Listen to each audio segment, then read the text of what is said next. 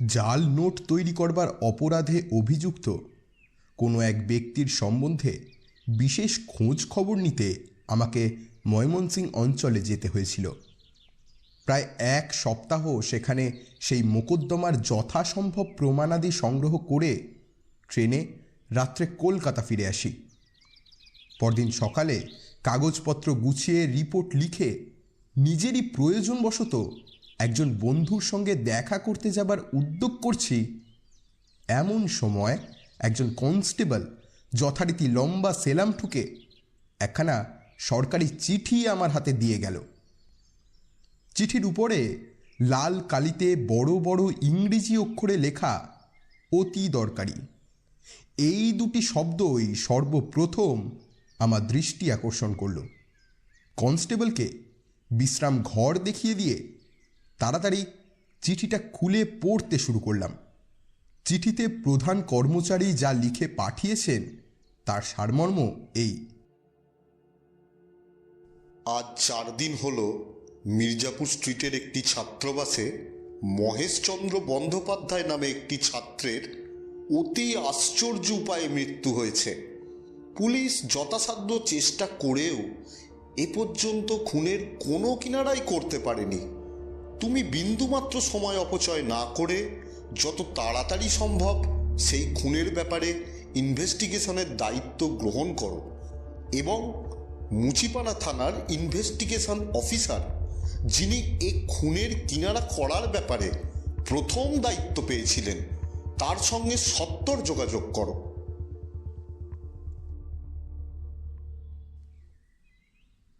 চিঠিখানা পড়ে আমার বন্ধুর সঙ্গে দেখা করতে যাবার ব্যাপারটা পুরোপুরি বাদ দিতে হলো। সেই জাল নোটের জটিল মোকদ্দমার ঝামেলা থেকে নিষ্কৃতি পেতে না পেতেই আবার এক খুনের মামলার দায়িত্ব নিতে হবে ভেবেই কেমন যেন মুষড়ে পড়লাম। কিন্তু ঊর্ধ্বতন কর্মচারীর আদেশ, অতএব ইচ্ছায় হোক বা অনিচ্ছায় পালন তো করতেই হবে। সুতরাং আর ইতস্তত না করে কনস্টেবলকে বিদায় দিয়ে গাড়োয়ানকে গাড়ি প্রস্তুত করতে আদেশ করলাম এবং যা হোক দুটো কিছু মুখে দিয়েই অবিলম্বে মুচিপাড়া থানায় এসে উপস্থিত হলাম।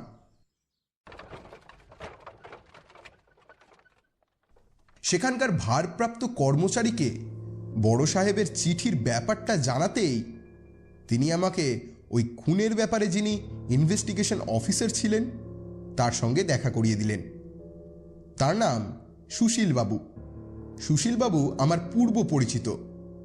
ইনি আমাকে সেই খুনের তদন্তে যা যা ইনফরমেশন সংগ্রহ করতে পেরেছিলেন তা এক এক করে সমস্তই বললেন। খুনের সব বিবরণ শুনে আমি বুঝতে পারলাম এ ব্যাপারের কিনারা করা বড় একটা সহজ হবে না। পুলিশের অনুসন্ধানে এই খুনের সম্বন্ধে যতদূর জানা গেছে তা হলো এই: মহেশচন্দ্র বন্দ্যোপাধ্যায়ের বাড়ি বিক্রমপুর অঞ্চলের বজ্রযোগিনী গ্রামে। তার পিতার নাম স্বর্গীয় হরপ্রসাদ বন্দ্যোপাধ্যায়। মহেশ কলকাতা সিটি কলেজের 2য় বর্ষের ছাত্র। মির্জাপুরে এক স্টুডেন্ট মেসবাড়িতে সে থাকত। দুর্গাপুজোর ছুটিতে মেসের অধিকাংশ ছাত্রই বাড়ি চলে গিয়েছিল। কেবল 3 জন বিএ পরীক্ষার্থীর সঙ্গে মহেশ ছুটির সময়েও সেই মেসবাড়িতেই ছিলেন। মেসবাড়িটা দোতলা, উপরে 4টে ঘর, নিচে 2টো। বেশি ছাত্র না থাকায় পড়াশোনার সুবিধার জন্য 4টে আলাদা ঘরে 4 জন ছাত্র থাকবার বন্দোবস্ত করা হয়েছিল। নিচের একটি ঘরে রান্না হতো আর অপরটিতে হতো খাওয়া দাওয়ার ব্যবস্থা। মেসে এখন একটি মাত্র ব্রাহ্মণ চাকর, সেই সব কাজকর্ম করে। সে আবার রাত্রে মেসে থাকে না। 26শে আশ্বিন রাতে মহেশচন্দ্রকে অন্যান্য রাতের মতোই সবাই সুস্থ শরীরে নিজের ঘরে বসে পড়তে দেখেছিলেন। পরদিন সকালে অতুলবাবু নামে ওই মেসেরই অন্য এক ছাত্র যখন মহেশচন্দ্রের ঘরের ভিতর দিয়ে নিচে যাচ্ছিলেন তখন তাকে রক্তাক্ত অবস্থায় পড়ে থাকতে দেখে সে চিৎকার করে সকলকে ডেকে আনে। দেখা যায় মহেশের গলার নলি এক প্রান্ত থেকে আর এক প্রান্ত পর্যন্ত কাটা, পরে সকলের পরামর্শ মতো তাড়াতাড়ি পুলিশে খবর দেওয়া হয়। পুলিশ অনুসন্ধান করে সেই ঘরে একটি রক্তমাখা বড় কাটারি আর এক পাটি নাগরাজ জুতো পেয়েছে। এগুলো অবশ্য এর আগে মেসের কেউ কখনো দেখেনি। এখন পর্যন্ত খুনের কোনো সন্ধানই পাওয়া যায়নি। আরও আশ্চর্যের বিষয়, যে ঘরে খুনটা হয়েছিল সেই ঘরের কোনো জিনিসই এক চুল এদিক থেকে ওদিক হয়নি। সব আগের মতোই যথাস্থানে রাখা ছিল। মহেশের চাবি তার পকেটেই পাওয়া গেছে।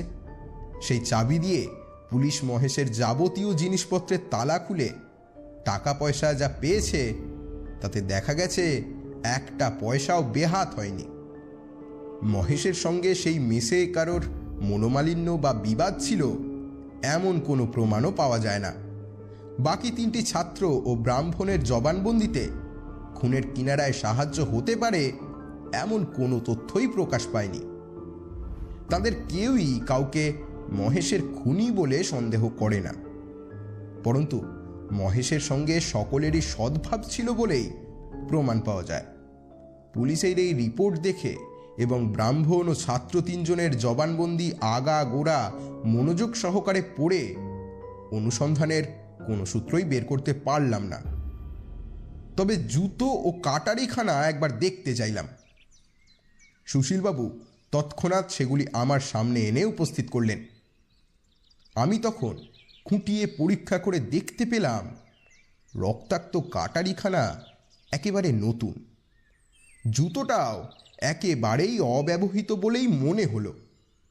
সেটা যে পায়ে পড়ে একেবারে চলা হয়েছে এমন কিছু প্রমাণ পেলাম না। সুতরাং আমি পুলিশ স্টেশনে আর বেশি সময় নষ্ট না করে সেই মেসবাড়িটি দেখতে যাব বলেই মনস্থ করলাম এবং অবিলম্বে সুশীলবাবুর সঙ্গে সেই মেসে গিয়ে উপস্থিত হলাম। তখন পুজো উপলক্ষে স্কুল কলেজ সবই বন্ধ ছিল, সুতরাং সকলকেই বাসায় পেয়ে গেলাম। আমি প্রথমে খুনের জায়গা এবং তারপরে মেসের অন্যান্য স্থান যথারীতি পরীক্ষা করলাম, কিন্তু এই খুনের ব্যাপারে কোনো নতুন তথ্যই সংগ্রহ করতে পারলাম না। এবং শেষকালে আমি সেই খুনটি যিনি প্রথম দেখেছিলেন সেই অতুলবাবুকে কয়েকটি প্রশ্ন জিজ্ঞাসা করলাম এবং উত্তর আমার নোট বইতে টুকে নিলাম। আপনি তো সেদিন প্রথমে ঘরে ঢুকেছিলেন না? রাত্রে সে ঘরের ভিতর দিয়ে আর কোনোবার নিচে নেমেছিলেন কি? না না, সেই প্রথম আমি সে ঘরে ঢুকি। যে রাত্রে মহেশ খুন হয় সে রাত্রে শেষবার তাকে জীবিত অবস্থায় কে দেখেছিলেন? শেষ তাকে জীবিত কে দেখেছিলেন সেটা আমার মনে নেই। আমরা সবাই একসঙ্গে নিচের ঘর থেকে উপরে এসে যে যার নিজের ঘরে পড়তে গেলাম। আচ্ছা, আপনারা সেদিন ঘুমানোর আগে আর নিচে যাননি? আমি সেদিন আর নিচে যাইনি। আপনাদের মেসের ছাত্র ছাড়া আর কারো সঙ্গে মহেশবাবুর বিশেষ ঘনিষ্ঠতা ছিল বলে আপনারা কিছু জানেন? মহেশবাবুর বিশেষ বন্ধু তো কেউ ছিল বলে জানি না। মহেশবাবুর সঙ্গে কারো শত্রুতা বা মতবিবাদ ছিল বলতে পারেন? না মশাই, তার সঙ্গে কারো শত্রুতার কথা অন্তত আমার জানা নেই। হত্যার দিন মহেশবাবু সারাদিন কি মেসেই ছিলেন না কোথাও বেরিয়েছিলেন? মহেশবাবু সেদিন খাবার পর দুপুরে বাইরে বেরিয়েছিলেন। কোথায় গিয়েছিলেন বলতে পারেন? না বাবু, এত কিছু তো বলতে আমি পারবো না। মহেশবাবুর কি বেড়ানোর অভ্যেস ছিল? হ্যাঁ, তা ছিল। তা তিনি মাঝে মধ্যে বেড়াতে যেতেন বই কি। খুনের দিন কখন বাসায় ফেরেন? তা 7:30 কি 8টা নাগাদ হবে। মহেশবাবুর স্বভাব চরিত্র কেমন ছিল বলে আপনার বিশ্বাস? এগুলো আমি কি করে বলবো বলুন তো। আমি তখন অপেক্ষাকৃত গম্ভীর স্বরে বলতে লাগলাম, দেখুন, আপনারা সকলেই বিদ্বান ও বুদ্ধিমান। অবশ্য বুঝতেই পারছেন এ খুনের কিনারা করা বড় সহজ কাজ নয়। কেউ টাকার লোভে এই নৃশংস কাজ করেছে সব দেখে শুনে এমনটাও তো বিশ্বাস করতে পারছি না। এই খুনের পিছনে আসল কারণ হয়তো ঈর্ষাই। এখন যদি আমি ভিকটিমের সম্বন্ধে সব কথা জানতেই না পারি তবে প্রকৃত দোষী কে তা খুঁজে বের করব কেমন করে? অবশ্য এও আপনারা বুঝতে পারছেন, যদি কোনো প্রকারেই এই খুনের কোনো কিনারা করা না যায়, তবে পুলিশ শেষকালে আপনাদের নিয়েই টানা হেচড়া করতে পারে। কে জানে, আপনারা কেউ আবার এ ব্যাপারে জড়িত হতেই পারেন। এ বাড়িতে আর কেউ থাকে না, মহেশবাবুর সঙ্গেও অন্য কারো শত্রুতা ছিল না, এ কথা আপনারাই বলেছেন। এমন অবস্থায় কার উপর গিয়ে সন্দেহ পড়তে পারে তা তো বুঝতেই পারছেন। মার্ডার স্পটে পাওয়া কাটারিখানি সম্পূর্ণ নতুন, এবং খুনি যে পুরাতন কেউ নয় এটাই তার প্রমাণ। তবে এক পাটি নাগরা জুতো পাওয়া গেছে বটে, কিন্তু কে বলতে পারে সেটা আপনাদের চালাকি নয়? আমি এতদূর বললে ছাত্রবাবুটি অপেক্ষাকৃত কাতর স্বরে বললেন, ক্ষমা করুন মশাই, আমি যা জানি সব বলেছি। আমার বিশ্বাস মহেশবাবুর চরিত্র একবারে ধোয়া তুলসী পাতা নয়।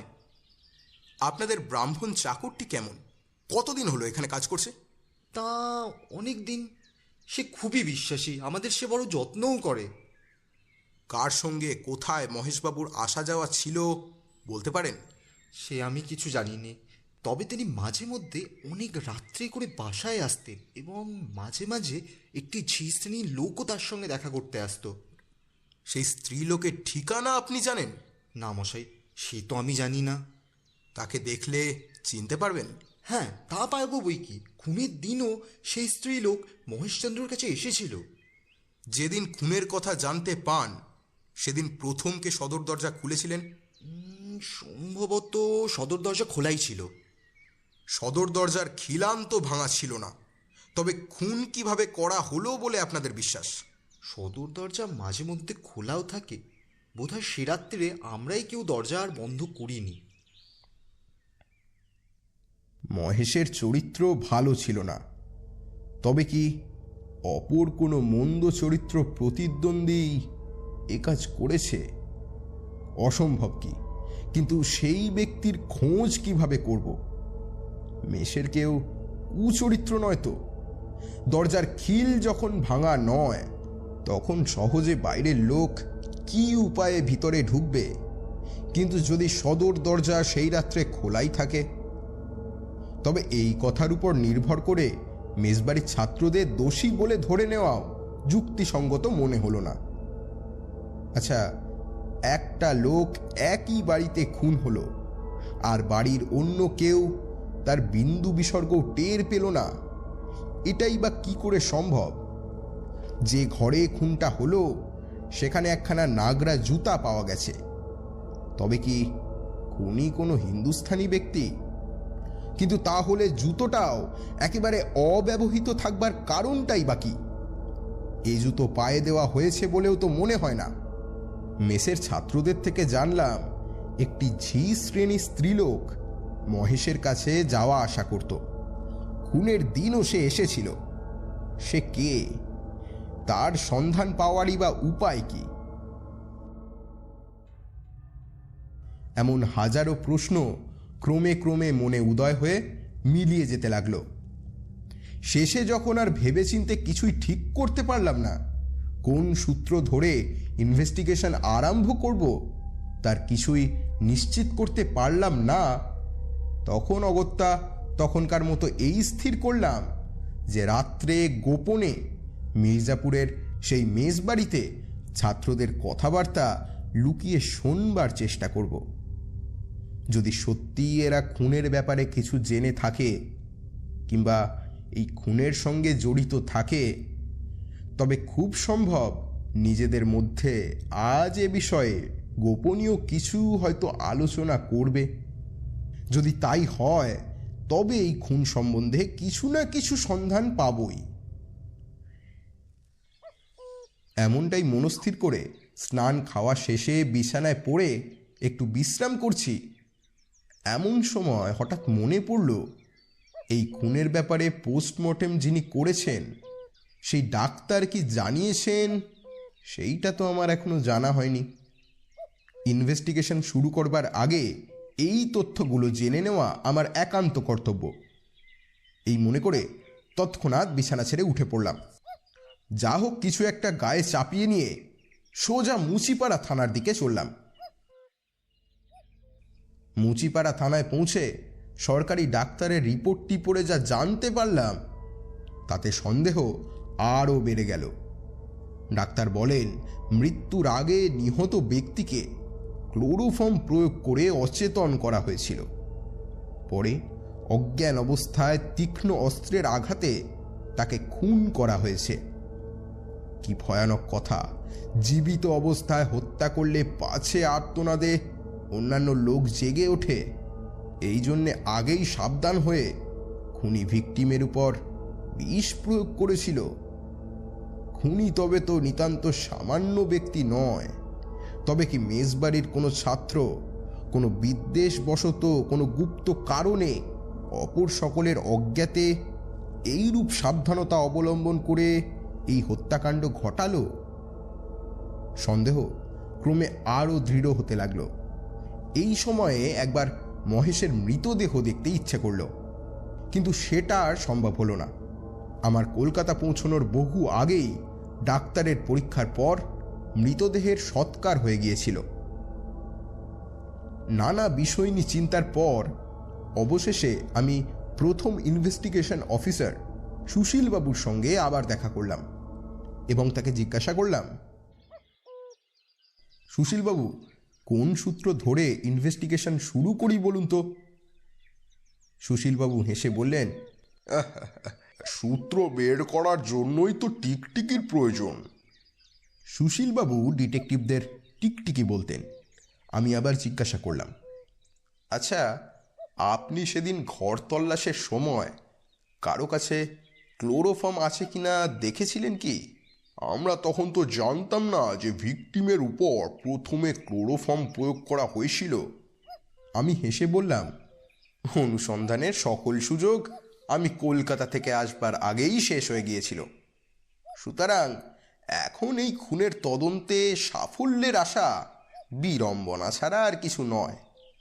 সুশীলবাবু বললেন, ভালো মনে পড়ল, সেদিন মহেশচন্দ্রের হাত বক্সে তল্লাশির সময় তার ভিতরে কতগুলো চিঠিপত্র পাই।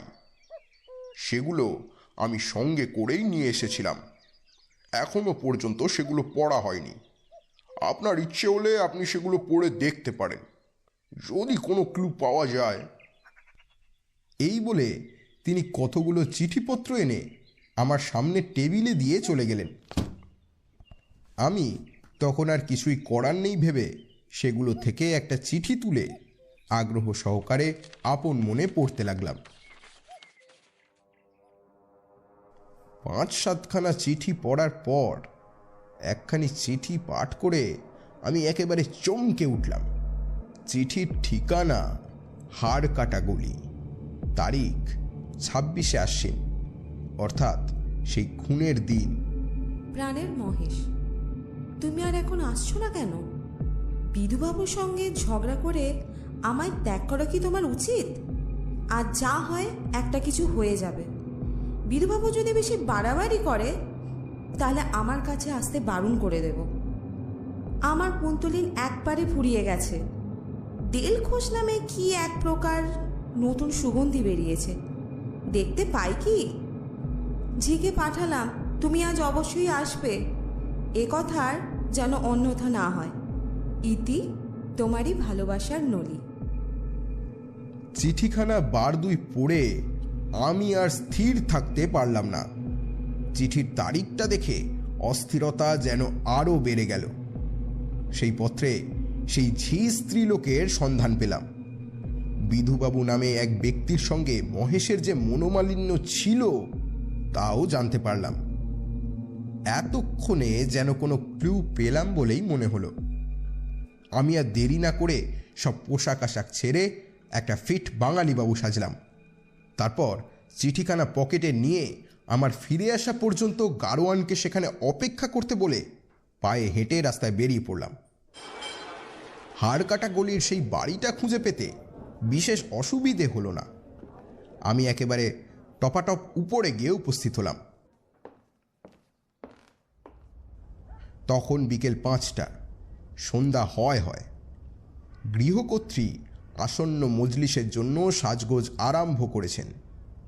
আমি যেন পরিচিত কেউ এমন ভাব করে একখানা চেয়ার টেনে বসে পড়লাম। যুবতী তখনই আমার অভ্যর্থনায় তাড়াতাড়ি নিজের কাজ শেষ করে ঝিকে পাঠালেন তামাক আনতে। আমি এরই মধ্যে নিজের মনেই যেন বলতে লাগলাম, বিধুবাবুর এখানে আসার কথা ছিল, কই তিনি তো এলেন না। যুবতী বলল, কই, সে তো আজ কদিন আসছে না। সেই দিন যে সেই মহেশের সঙ্গে মারামা। এই পর্যন্ত বলেই যুবতী আমার মুখের দিকে চাইল। আমি যেন নিতান্ত অন্যমনস্ক এমনভাবে উত্তর করলাম, তা কাজটা কি ভালো হয়েছিল? আমি সবটাই শুনতে পেয়েছি। বিধু আমার পরম বন্ধু। কই, আপনাকে তো একদিনও এখানে দেখিনি। এতদিন আসবার প্রয়োজন পড়েনি, তাই আসিনি।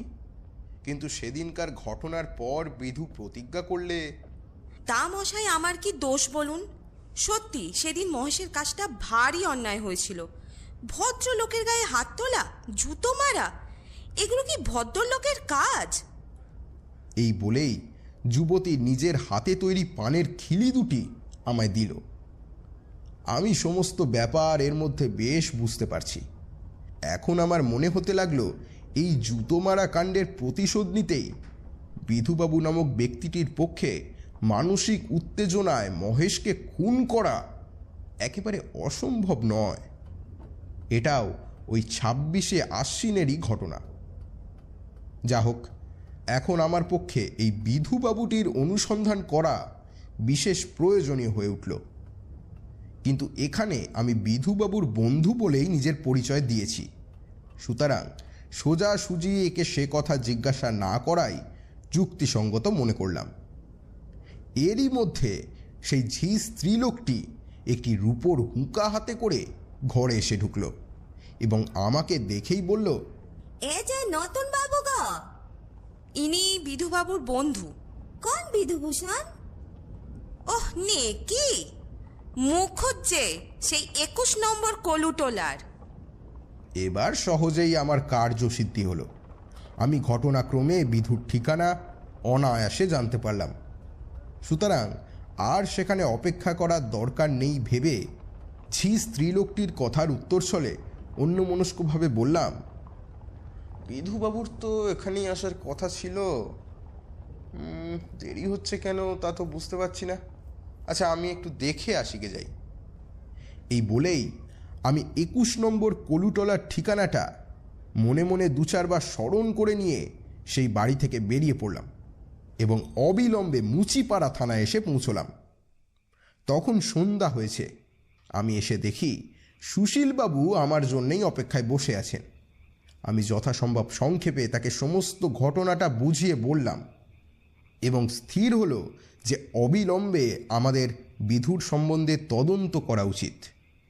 2 জন পুলিশ কনস্টেবল, পুলিশি পোশাক পরিহিত সুশীলবাবু এবং বাঙালি বাবু সেজে আমি একটা শর্টকাট নিয়ে তাড়াতাড়ি কলুটোলায় গিয়ে উপস্থিত হলাম। বলে রাখা ভালো, মার্ডার স্পটে পাওয়া সেই কাটারি এবং নাগরা জুতো আমাদের সঙ্গেই নিয়েছিলাম। তাদেরকে গাড়িতে অপেক্ষা করতে বলে আমি একাই সেই 21 নম্বর বাড়িতে প্রবেশ করলাম। এটি একটি ছোটোখাটো ডিসপেন্সারি। খোঁজ করে জানলাম সুধীরবাবু নামক জনৈক ভদ্রলোক ডিসপেন্সারির মালিক। তিনি সপরিবারে এরই দোতলায় বাস করেন। নিচের ঘরটা ডাক্তারখানা। আরও জানলাম সত্যি বিধুভূষণ নামে সুধীরবাবুর এক ভাইপো এই বাড়িতেই বাস করেন। তিনি এখন বেকার, কিছুই করেন না। আমি যে সময় সেখানে পৌঁছেছিলাম সে সময় ডাক্তারবাবু বাড়িতে ছিলেন না। সুতরাং ডাক্তারখানার কম্পাউন্ডারকে বিধুবাবুকে ডাকতে পাঠিয়ে নীরবে সেখানে অপেক্ষা করতে লাগলাম। কম্পাউন্ডার উপরে চলে গেল এবং অল্প সময়ের মধ্যে এক যুবক এসে সেই ঘরে ঢুকল। তার 2 চোখ জবা ফুলের মতো রাঙা, মাথার চুল উস্কো খুস্কো। যুবকের মুখ ও ভাবগতিক দেখে আমার দারুণ সন্দেহ একেবারে বিশ্বাসে পরিণত হলো। আমি তাড়াতাড়ি অথচ মৃদু স্বরে যুবককে বললাম, আমি হাড়কাটা গলি থেকে আসছি। পথে গাড়িতে নলি অপেক্ষা করছে, আপনি একটু বাইরে আসুন। যুবক সংক্ষেপে উত্তর দিল, আমি আজ বড় অসুস্থ। আমি তখন ব্যগ্রভাবে বললাম, তবে আপনি একটু এখানেই অপেক্ষা করুন, আমি তার কাছে যাব আর আসব। এই বলেই তাড়াতাড়ি রাস্তায় এসে পড়লাম। কয়েক মুহূর্তের মধ্যে দলবল সহ সুশীলকে সে বাড়িতে ঢুকতে বলে আবার ডাক্তারখানায় এসে ঢুকলাম। এবার তাড়াতাড়ি এসেই আমি বিধুর ডান হাত শক্ত করে ধরে জামার ভেতর থেকে সেই নাগরা জুতাখানি বের করে বললাম, দেখো দেখি বিধু, তুমি এ জুতো সেদিন রাতে মহেশের ঘরে ফেলে এসেছিলে কিনা। আমার কথা শুনে ও ভাবভঙ্গি দেখে বিধু ফ্যাল করে আমার দিকে চাইল এবং হাত ছাড়িয়ে নেওয়ার চেষ্টা করল।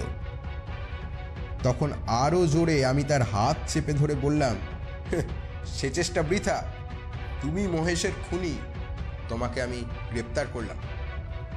এর মধ্যেই কনস্টেবল সহ সুশীলবাবু এসে ঢুকলেন।